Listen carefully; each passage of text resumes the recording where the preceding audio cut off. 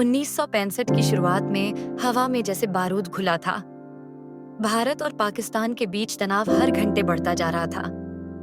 दिल्ली के वायुसेना मुख्यालय में वरिष्ठ अफसरों की एक विशेष मीटिंग हो रही थी, जहां देश के सबसे बेहतरीन पायलट्स को एक खुफिया मिशन पर भेजने का निर्णय लिया गया था। इस मिशन का नाम था operation Garud. Squadron leader TK. टैबी विजय, एक युवा, जोशीला और जुनूनी पायलट जो अपने साहस और अनोखे उड़ान कौशल के लिए जाना जाता था, उसे इस मिशन के लिए चुना गया। उसके चेहरे पर हमेशा एक मुस्कान होती थी, लेकिन आंखों में आग। उसे जो मिला, उसने मेहनत से पाया था। न तो उसका परिवार फौजी था, न ही कोई राजनीतिक पहुंच। वो देश के लिए जीता था और देश के लिए उड़ता था।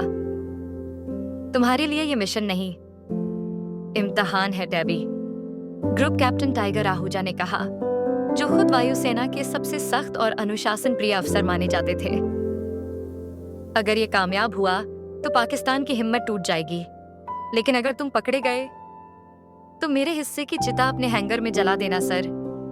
टैबी मुस्कुराया। टाइगर की आंखों में हल्का सा गर्व था, पर चेहरे पर कठोरता बनी रही।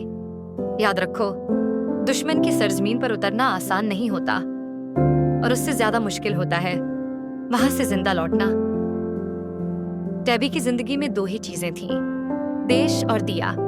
दिया, जो उसे कॉलेज के दिनों से जानती थी, जो उसके जिद्दीपन, बेपरवाह उड़ानों और देशभक्ति की दीवानगी के बावजूद उसे समझती थी।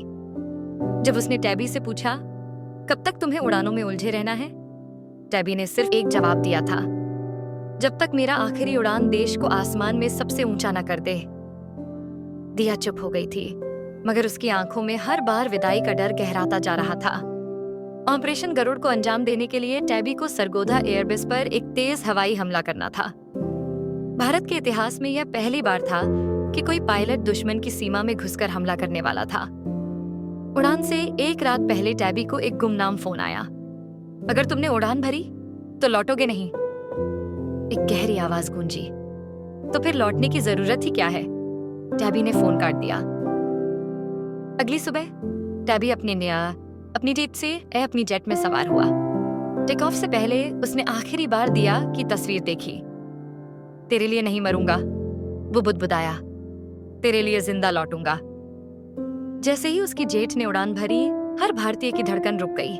रेडियो सिग्नल्स कुछ देर बाद कट गए और कुछ ही घंटों में खबर आई, स्क्वाड्रन लीडर टैबी विजय का संपर्क टूट गया है, वह लापता है। टाइगर आहूजा ने तुरंत कंट्रोल रूम में घुसते ही रेडियो चेक करवाया। क्या यह दुर्घटना थी या कोई जाल? उसने पूछा। सर, आखिरी लोकेशन सरगोधा के पास थी, एक टेक्नीशियन ने बताया। वो मरा नहीं होगा, टाइगर ने खुद से कहा। वो टैबी है, वो लड़ता है, हारता नहीं। 19 साल बीत गए। टैबी को मिसिंग इन एक्शन घोषित कर दिया गया। उसके नाम पर एक स्मारक बना, पर कोई शव, कोई संकेत, कोई सबूत कभी नहीं मिला। दिया ने इंतजार करना बंद कर दिया था, लेकिन उसका दिल अब भी उसी उड़ान में अटका हुआ था। टाइगर अब रिटायर हो चुका था। एक दिन उसे असी की सही गुप्ता तातांते फाइल डाक से मिली, बिना किसी भेजने वाले के नाम की। उसमें एक तस्वीर थी जिसमें टैबी पाकिस्तान की एयरफोर्स की वर्दी पहने हुए था। टाइगर के पैरों तले जमीन खिसक गई। ये नहीं हो सकता, टैबी गद्दार नहीं हो सकता। टाइगर ने अपने पुराने कॉन्टैक्ट्स को एक्टिव किया। एक नाम उभरा, X-13, जो पाकिस्तानी वायुसेना के भीतर से भारत को जानकारी भेज रहा था। उस तक पहुंचना असंभव था, पर टाइगर ने तय कर लिया था, अब वो खुद पाकिस्तान जाएगा। वह काबुल के रास्ते पाकिस्तान में घुसा। अंडरकवर, हर कदम पर खतरा, हर कोने पर मौत, लेकिन उसे सिर्फ एक जवाब चाहिए था, क्या टैबी जिंदा है? लाहौर के एक गुप्त जेल में उसकी मुलाकात हुई एक कैदी से। चेहरे पर गहरी दाढ़ी, आंखों में अधजली रोशनी। तुम टैबी हो? टाइगर ने पूछा। कैदी चुप रहा, फिर धीरे से बोला, मैं वही हूं जो 19 साल से हर रोज मर रहा है, टैबी विजय। टाइगर की आंखें भर आईं। तू जिंदा था, पर गद्दारी की तस्वीरें क्यों आईं? गद्दार वो होते हैं जो वर्दी पहनकर देश बेचते हैं, टैबी बोला। मैंने उनका वर्दी पहनी, लेकिन जहर उनकी नसों में घोला। हर उड़ान में मैंने उनकी कमजोरी को जाना, हर गुप्त फाइल भारत भिजवाई। मैं मरा नहीं, मैं दुश्मन के सीने में जहर बन गया। मैं अब भी उनके सबसे बड़े बेस पर आत्मघाती हमला करने को तैयार हूं, टैबी बोला। टाइगर चौंका। तू अब भी उड़ सकता है? मेरी जान उसी उड़ान में अटकी है टाइगर। ये मेरी आखिरी उड़ान होगी, भारत के लिए। और तब शुरू हुई ऑपरेशन शून्य, एक मिशन जिसमें टैबी पाकिस्तान के सबसे बड़े एयरबेस को नष्ट करने वाला था। टाइगर वापस भारत लौटा और भारतीय वायुसेना को अलर्ट किया। एक जेट पाकिस्तान से भारत की ओर आ रहा है, पर हमला नहीं, बलिदान लेकर। टाइगर भारत लौट चुका था, लेकिन उसकी आंखों में शांति नहीं थी। उसने अपने ऑफिस के एक पुराने फोल्डर को बाहर निकाला, जिसमें टैबी की पुरानी फाइलें, उड़ान रिकॉर्ड्स और एक लाल डायरी रखी थी, टैबी की पर्सनल डायरी। ये आखिरी बार होगा जब मैं तुम्हें खोऊंगा टैबी, टाइगर बुदबुदाया। उसकी योजना साफ थी, सरकार को मनाकर टैबी को भारतीय एयर स्पेस में सुरक्षित प्रवेश दिलाना, ताकि वह पाकिस्तान की सबसे बड़ी सैन्य ठिकाने पर हमला कर सके। लेकिन हर योजना में एक दरार होती है, और इस योजना की दरार थी भारतीय खुफिया विभाग का अपना गुप्त एजेंडा। दिल्ली में एनआईए के डिप्टी चीफ अर्पण मिश्रा, एक तेज तर्रार लेकिन राजनीतिक स्वभाव वाले अफसर, को शक था कि टैबी अब पाकिस्तान का एजेंट बन चुका है। अर्पण संदेह से, आपने टैबी विजय की तस्वीरें देखी हैं। वो दुश्मन के जहाज उड़ा रहा है, उनके फ्लैग को सैल्यूट कर रहा है, और आप कह रहे हैं कि वो जासूसी कर रहा था। टाइगर गुस्से में, देशभक्त वो नहीं होता जो कैमरे के सामने सलाम करे। देशभक्त वो होता है जो कैमरे से दूर रहते हुए भी देश की नींव को मजबूत करे। अर्पण, सिर्फ भावनाओं से देश नहीं चलता, सबूत चाहिए, और टैबी के पास सिर्फ कहानियां हैं। टाइगर ने गुस्से में अपनी फाइल टेबल पर फेंकी, जिसमें X13 कोड के तहत भेजी गई दर्जनों गुप्त रिपोर्ट्स थीं, जिन्हें भारत ने 10 सालों से इस्तेमाल किया था। टाइगर, अगर ये कहानियां हैं तो फिर आधा पाकिस्तान कैसे आज हमारे LOC से हट गया? दूसरी ओर टैबी अब पाकिस्तान की सीमा में आखिरी तैयारी कर रहा था। उसने अपने टूटे हुए शरीर को एक बार फिर कसकर बांधा। उसके पास सिर्फ 12 मिनट थे, जेट में बैठने से लेकर दुश्मन के बेस तक पहुंचने तक। उसे पता था इस उड़ान से वो कभी वापस नहीं लौटेगा। टैबी आंखें बंद करके, माँ, अगर मेरी आवाज तुम तक पहुंचे तो समझना बेटा, अब वतन की गोदी में सो गया है। पाकिस्तानी अफसरों को भनक तक नहीं लगी थी कि जिस X13 को वो अपना आदमी समझते थे, वही उनकी बर्बादी की नींव रख चुका था। जैसे ही टैबी ने टेक ऑफ किया, भारतीय वायुसेना के रडारों में एक दुश्मन जेट का सिग्नल दर्ज हुआ। एयर डिफेंस तुरंत सक्रिय हुआ। रडार अफसर, सर, एक पाकिस्तानी जेट भारतीय सीमा की ओर बढ़ रहा है, अनुमति दें उसे मार गिराने की। टाइगर, आंखों में आंसू लेकिन आवाज में दृढ़ता, नहीं, रुक जाओ, उसकी पहचान टैबी विजय है। कमांडर, लेकिन सर, ये आत्मघाती मिशन हो सकता है। टाइगर, हाँ, और अगर वो सफल हो गया तो एक इतिहास लिखा जाएगा। टैबी का जेट अब भारतीय सीमा से होते हुए सीधा कश्मीर के उस पार जाकर पाकिस्तान के सबसे बड़े एयरबेस तारबेला की ओर बढ़ रहा था। यह वही बेस था जहां से 1965, 1971 और 1999 के हमलों की रणनीति बनी थी। जैसे ही वह लक्ष्य के ऊपर पहुंचा, उसने एक आखिरी संदेश भेजा। टैबी, कमांड चैनल पर, भारत माता की जय। बूम! पूरा बेस एक तेज धमाके से हिल गया। रेडार, मिसाइल डिपो और विमान खड़े खड़े ध्वस्त हो गए। पाकिस्तान पूरी तरह अंधा हो चुका था। उन्हें यह समझ ही नहीं आया कि हमला भीतर से हुआ या बाहर से। इधर भारत में वायुसेना हेडक्वार्टर के बाहर दिया खड़ी थी। टैबी की मृत्यु की खबर मीडिया में फैल चुकी थी, पर उसकी आंखें बस आसमान को ताक रही थीं। तभी टाइगर उसके पास आया, हाथ में एक छोटा सा पैकेट। टाइगर, ये उसने तुम्हारे लिए भेजा था, आखिरी उड़ान से पहले। दिया ने कांपते हाथों से पैकेट खोला। उसमें टैबी की वो डायरी थी जो उसने कभी कॉलेज में दिया को दी थी। उसके आखिरी पन्ने पर लिखा था, तेरे बिना मैंने जिया, मगर तेरे लिए ही मरा। अगर जन्म हुआ फिर, तो इस बार वर्दी नहीं, तेरी मांग में सिंदूर भरूंगा। दिया फूट फूट कर रो पड़ी।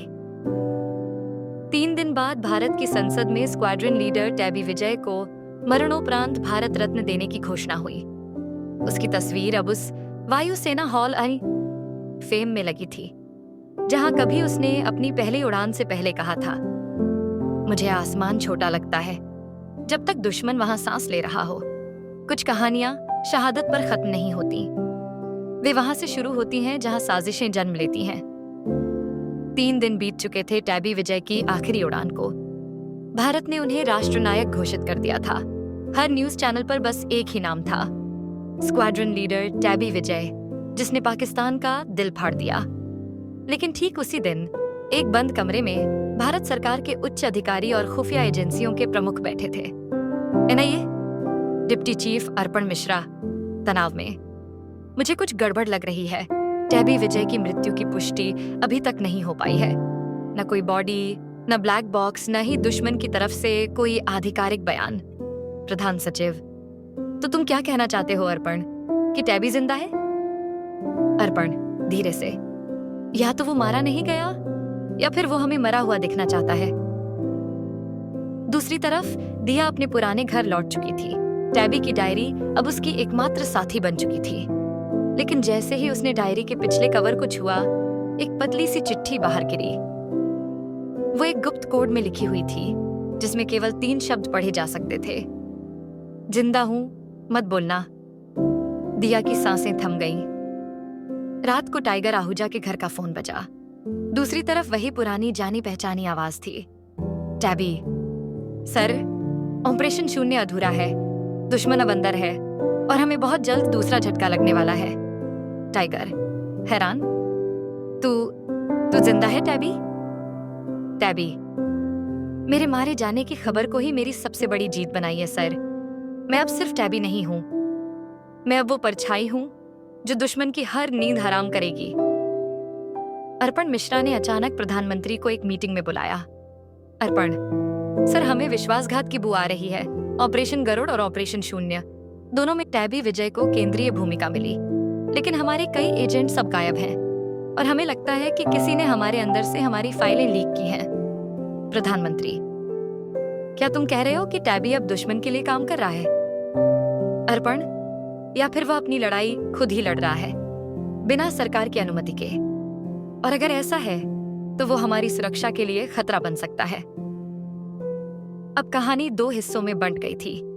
एक तरफ था टैबी, जो अंधेरे में रहकर पाकिस्तान के अंदर बचे हुए आतंकी ठिकानों का सफाया करने में जुटा था, और दूसरी ओर था अर्पण, जो टैबी को गद्दार साबित करने की तैयारी कर रहा था। टाइगर ने दिया से मुलाकात की। उसने वो गुप्त चिट्ठी उसे दिखाई जो टैबी ने भेजी थी। टाइगर, यह आदमी मरने से नहीं डरता, लेकिन मरे हुए दिखने से उसे फायदा हो रहा है। दिया आंखों में चमक। उसने जो कहा मैं मानती हूं। अगर वो जिंदा है तो वापस आएगा, और अगर नहीं तो भी उसका यकीन लौट आएगा। इस बीच पाकिस्तान की खुफिया एजेंसी ISI को टैबी की फर्जी मृत्यु की भनक लग चुकी थी। उनके अधिकारी जनरल अल्ताफ ने कसम खाई, जनरल अल्ताफ, अगर वो टैबी अब भी जिंदा है तो अगली बार उसकी मौत की गवाही खुद ISI देगा। टैबी अब जफर खान के नाम से पेशावर में छिपा था। उसने वहां से दुश्मन के एक गुप्त प्रोजेक्ट ब्लैक पिन की जानकारी हासिल की थी। यह एक बायोलॉजिकल वेपन योजना थी जिसे पाकिस्तान भारत में फैलाने की तैयारी कर रहा था।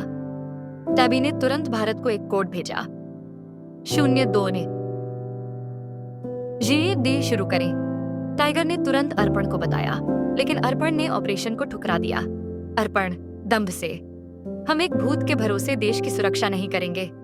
टाइगर कड़े स्वर में, तो फिर जब असली धमाका होगा तब ये फाइलें तुम्हें बचाएंगी क्या? टाइगर ने दिया से कहा, हमें खुद कुछ करना होगा। और इसी के साथ उन्होंने एक निजी टीम बनाई, पुराने पायलट्स, खुफिया एजेंट्स, टेक एक्सपर्ट्स और सबसे जरूरी दिया, जिसने टैबी के भेजे संकेतों को समझने में महारत हासिल कर ली थी।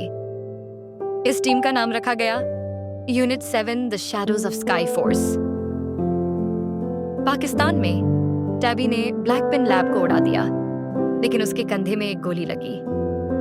वो मुश्किल से सीमा पार करने की स्थिति में था। इस बार उसका संदेश सिर्फ एक था, अगर मैं न पहुंच सका तो तुम आ जाना। इस लड़ाई का अंत भारत में नहीं, यहां होगा। इधर भारत में अर्पण मिश्रा ने टैबी की कथित गद्दारी को लेकर संसद में एक गोपनीय प्रस्ताव रखा कि स्काइरियदाए टैबी विजय को मरणोपरांत सम्मान वापस लिया जाए, संसद स्तब्ध हो गई। लेकिन उसी दिन लोकसभा की स्क्रीन पर एक वीडियो चला, लाइव, टैबी विजय जिंदा, कैमरे के सामने। टैबी सीधे संसद को संबोधित करते हुए, मैं देशद्रोही नहीं, मैं वो सैनिक हूं जिसे तुमने खो दिया था, फिर पाया, फिर खो देने की तैयारी कर रहे हो। लेकिन याद रखना, मैं एक बार फिर मरा तो इस बार तुम्हारे बीच से कोई और नहीं उठेगा। वीडियो फीड कट गई, पूरा देश दहल गया। ब्रिकेट से एक सैनिक दर ने अभी मांगनी जिंदा सा होकर बेल खाएगा, देश का आयन देश को बचाता है और फिर भी उसे गद्दार कहा जाए, पिरादाय, तो गुनाह देशद्रोह का नहीं, राजनीति का होता है। संसद में टैबी विजय का वीडियो चलने के बाद देश की हवा बदल गई थी। सोशल मीडिया, न्यूज चैनल, युवा छात्र, हर तरफ एक ही सवाल गूंज रहा था, टैबी विजय दिन सिंदगीत सेना है तो सरकार ने झूठ क्यों बोला? अगर वो देशद्रोही है तो फिर उसने दुश्मन की नींव क्यों उड़ा दी? अर्पण मिश्रा ने इस सब पर नियंत्रण पाने के लिए आपातकालीन प्रेस कॉन्फ्रेंस बुलाई। अर्पण गंभीर लहजे में, टैबी विजय का यह वीडियो सुरक्षा एजेंसियों की अनुमति के बिना जारी किया गया है। जब तक वो खुद भारत नहीं लौटते और जांच का सामना नहीं करते, तब तक उन्हें माफी नहीं मिल सकती। पत्रकारों ने सवाल दागे, पत्रकार, क्या इसका मतलब है कि एक सैनिक जिसने देश के लिए जान दांव पर लगाई, उसे अब गद्दार साबित किया जा रहा है? अर्पण कड़वाहट से, देश की सुरक्षा भावना से नहीं, सिस्टम से चलती है। इस प्रेस कॉन्फ्रेंस को दिल्ली में बैठी दिया और टाइगर भी देख रहे थे। दिया गुस्से से, सिस्टम, यही सिस्टम था जिसने उसे मरा हुआ घोषित किया और फिर उसकी मौत को बेच डाला। टाइगर, अब वक्त आ गया है कि हम सिस्टम को उसकी ही जबान में जवाब दें। इधर टैबी अब एक अफगान बॉर्डर के पास छिपा था। उसकी हालत खराब थी, बाह में जख्म, कंधा टूटा हुआ, लेकिन हौसला जिंदा। उसे एक स्थानीय दोस्त अब्दुल ने बचाया था।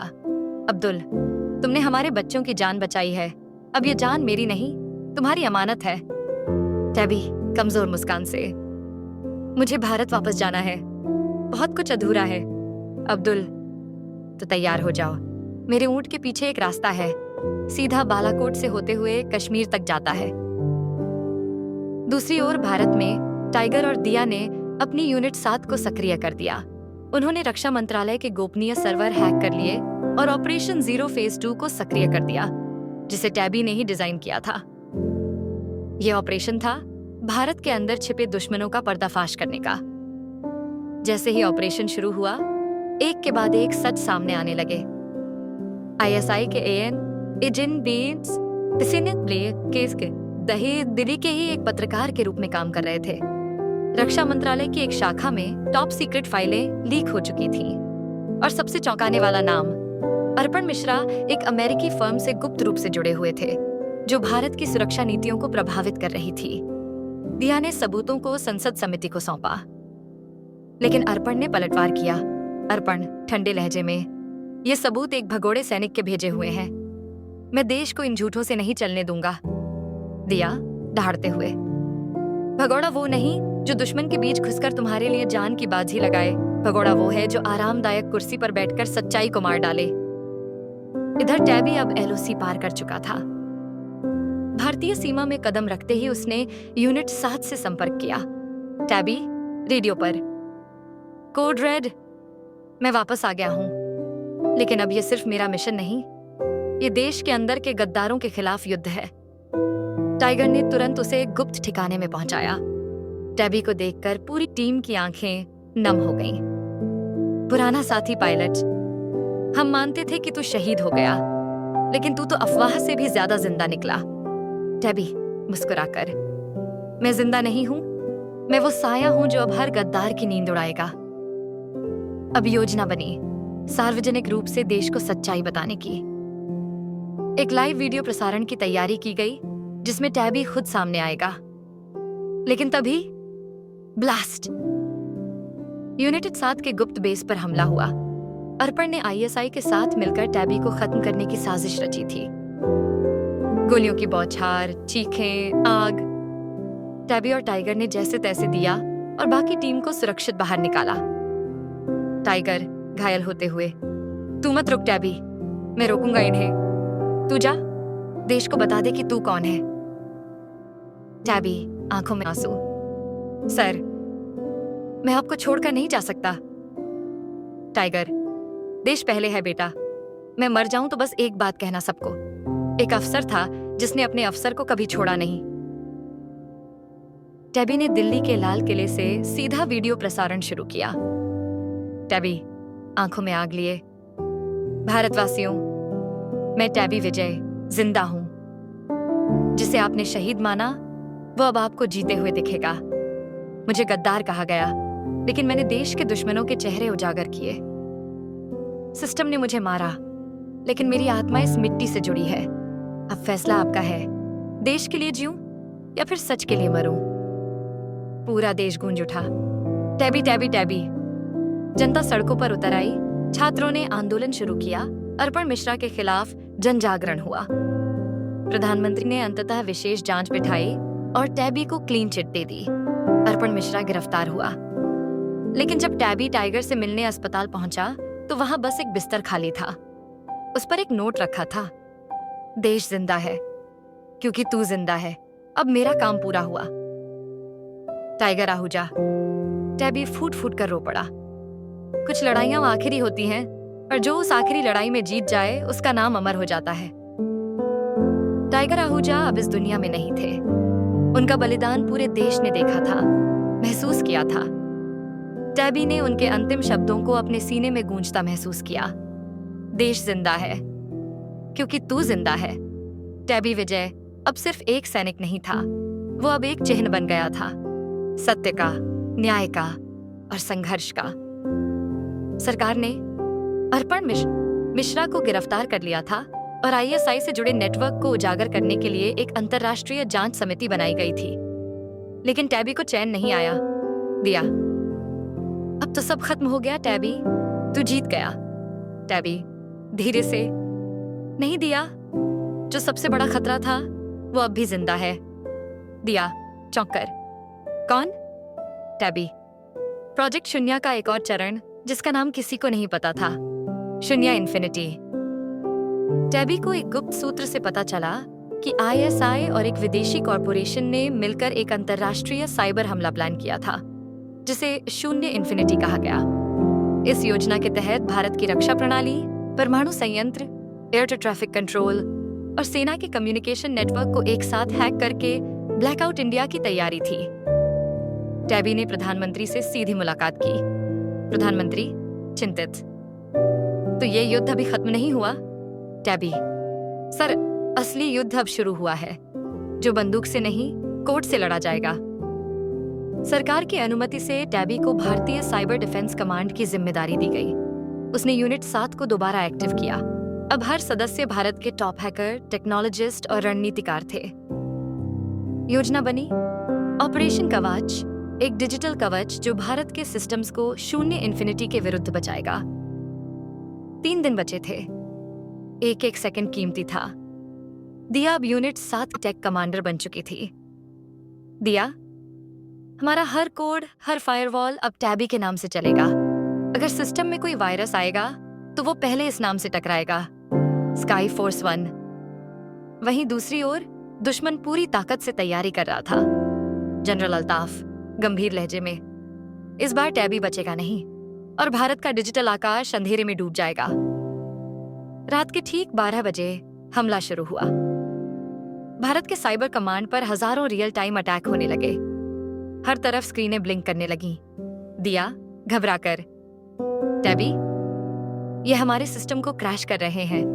टैबी गंभीर लेकिन शांत, हर हमले में कमजोरी होती है और हमें उसकी नब्ज पकड़नी है।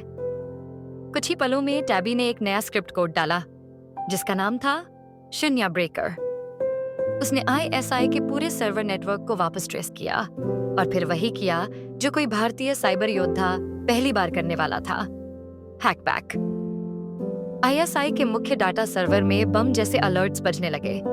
पाकिस्तान की साइबर एजेंसी में अफरा तफरी मच गई। जनरल अल्ताफ, ये कैसे हो रहा है? हैकर, सर वो हमारे सिस्टम में घुस आया है, हमारा ही कोड हमारे खिलाफ चल रहा है। जनरल, नाम क्या दिख रहा है? हैकर डरते हुए, स्काईफोर्स 1 टैबी विजय। 5 मिनट बाद, भारत सुरक्षित, हर सिस्टम ऑनलाइन, प्रोजेक्ट शून्य इन्फिनिटी ध्वस्त। लेकिन अचानक दिया को एक सिग्नल मिला। टैबी का हार्ट रेट सेंसर डाउन था। वो तुरंत कंट्रोल रूम की ओर भागी।